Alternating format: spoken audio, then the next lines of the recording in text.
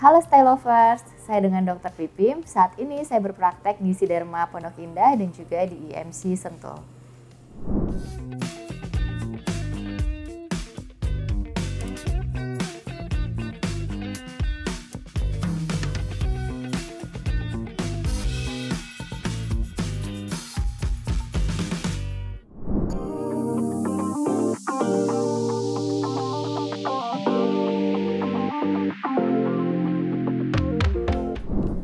Oke, kalau misalnya untuk merawat rambut sehari-hari, yang pastinya kita rajin menggunakan sampo, tapi juga harus disesuaikan dengan kondisi rambut kita. Kalau misalnya rambut kita terlalu oily, itu biasanya kita bisa cuci rambut kita sehari sekali gitu. Tapi kalau misalnya kondisi rambut kita lebih kering, itu kita harus lebih jarang lagi untuk cuci rambut, misalnya 3 hari sekali udah cukup gitu. Tapi kalau misalnya pada usia-usia orang yang lebih tua itu kan biasanya kadar sebum juga udah mulai menurun nih, jadi bisa dikurangin untuk cuci rambutnya.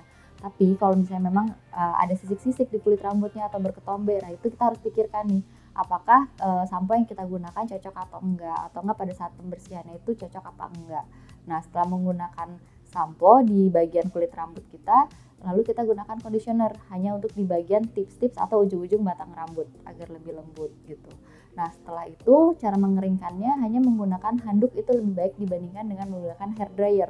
Tapi kalau jika ingin menggunakan hair dryer ya sebaiknya memang kita keringkan dulu dengan menggunakan handuk sehingga meminimalisir kontak dengan pemanas dari rambut itu sendiri gitu. Dan berikutnya untuk cara menyisirnya juga menggunakan sisir yang jarang-jarang, jangan menggunakan sisir yang rapat untuk meminimalisir kerontokan dari rambut. Nah, jika memang rambut kalian udah terlanjur rusak, ada kerontokan, terus di era polusi seperti ini, kalian bisa ke dokter untuk melihat apakah kerontokan rambut saya ini cukup normal atau tidak, ataukah butuh perawatan tertentu. Nah, biasanya kalau misalnya memang kerontokannya masih bisa kita obatin, itu kita bisa menawarkan tindakan berupa PRP atau platelet rich factor tadi yang digunakan dengan metode microneedling di klinik Siderma.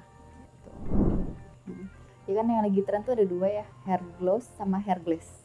Ya kan, kalau misalnya hair gloss itu memang perawatan di salon. Nah, itu dia kayak meningkatkan tone warna asli kita aja sih, dan itu memang bertahan 4 minggu gitu. Memang benar bisa membuat kilauan sih. Kalau misalnya hair glaze itu yang biasa di rumah. Jadi caranya adalah dia pakai conditioner, bisa pakai conditioner buat ngelepekin rambutnya, bisa juga menggunakan hair mask. Yang penting si batang rambutnya ini dia lebih lembut lah gitu. Setelah itu dikeringkan baru ditutup dengan menggunakan oil. Itu memang salah satu cara untuk membuat kilauan rambut. Cuma dia juga nggak bertahan lama sih, kayak 1 minggu juga udah selesai. Sebenarnya bisa.